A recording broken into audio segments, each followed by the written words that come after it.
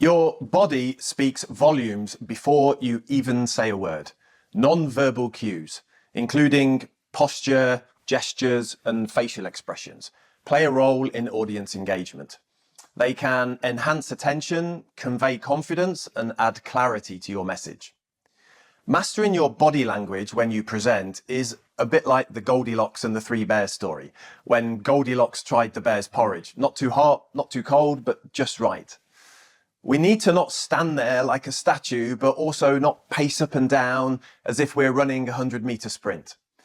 We need the movement of body language to keep attention, to help us reinforce our messages, burn off anxious energy, and to engage the audience. In this video, we'll explore how to use body language strategically to make your presentations more impactful and persuasive, ensuring your audience not only hears, but feels your message. Let's start with our hands. Keep hand movements to a 1 meter by 1 meter square box if you're presenting in a room.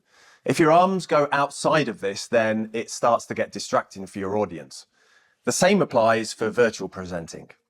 Make sure your camera view shows enough of you that you can use your hands, but not to the point where they look too big or too much. Just focus on using your hands in a way that feels natural, has movement to it, but not too much so that it's distracting.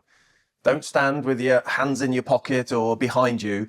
It's always better to have them on our front facing the audience. You want to look alert, with energy and passion, and with a sense of movement about you. You can also use your hands to reinforce things you say. For example, if you're going to say, I'm going to give you 3 points, you can hold up 3 fingers to visualize the words that you're saying. Or if you say, sales have skyrocketed this quarter, then you can move your hand upwards to visualize that growth. Again, don't worry about getting it perfect. It's a journey. Play with it and find what works for you. In the beginning, definitely record yourself to see what it looks like. You'll soon get a feel for if it's too much or not at all. Don't be afraid to move a bit from where you're standing.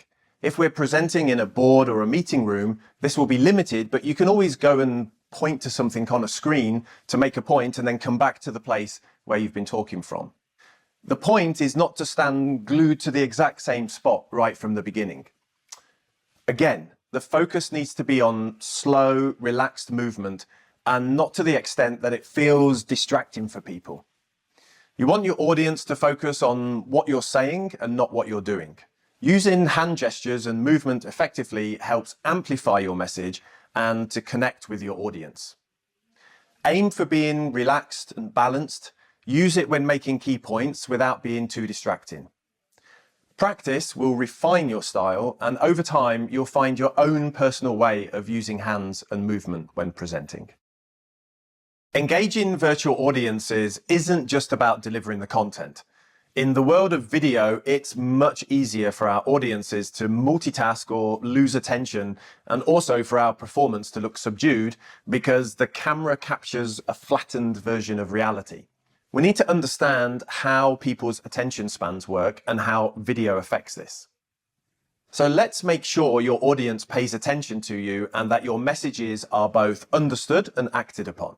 There is a myth about our attention spans being really short. It's not true, because ask yourself, how is it then that you can go to the movies or watch a Netflix special and not move a muscle for hours? Well, Hollywood figured out something much quicker than the rest of us. Movement is the gateway to attention. When you are presenting on video, you need to think like a Hollywood film producer. Hollywood uses things like short scene lengths, jump cuts, and shaky camera movements to keep us glued to the screen. When presenting, we need to ensure that the format changes often, that nothing is static too long on the screen. This is how we ensure engagement. We need to make sure that we use the movement of our body and facial expressions, that we don't have any slide on the screen that is static for too long. Instead of lots of content on one slide, split it into 5 slides. Also, that we switch it up between videos, polls, questions, conversation. Let's start with our performance and what I call the 20% rule. We need to increase everything by 20%. Hand movements, our voice, like I mentioned in an earlier video, and facial expressions. The camera acts as a filter. What it captures is this flattened version of reality. That means to truly connect with your audience, you need to dial up your delivery by about 20%. That's what I'm doing now to create this video course. We need to ensure our energy and expressions and voice carry through to your audience just as powerfully as they would in person. So how do we do it? The best way that I found is to give myself a lot of energy in the moments before I present. Music is a great way to do that. My go-to track is Imagine Dragons on Top of the World. I put it on repeat for 5 to 10 minutes before I go live, and I dance around and sing and act silly. It really puts me in a good place. Then I need to exaggerate my movements and facial expressions. This takes practice because it will feel strange to begin with. Increasing your body movement doesn't mean pacing around or speed. It's about using deliberate gestures to emphasize your points. Nodding, using your hands, leaning in. These actions will keep the attention of the audience. Okay, next, you want to think about how to plan for many different types of formats in your presentation.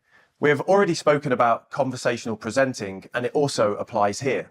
When someone asks you to give a 20-minute presentation, it doesn't mean a 20-minute PowerPoint. Start with questions and then maybe a story and then maybe a discussion and then maybe present something and then show a video. Maybe use a digital whiteboard like Miro or a video tool like Prezi Video to have content on the screen with you. You want to make sure that during the 20 minutes, you have a range of stimulus for the audience. Remember, if you want to keep your audience's attention online, think like a movie director. Mix it up, move, use your face and hands more, and change what's on the screen often. Your goal is to involve your audience. Ask questions, tell stories, show videos, make it a conversation, not a lecture. That's how you'll really connect.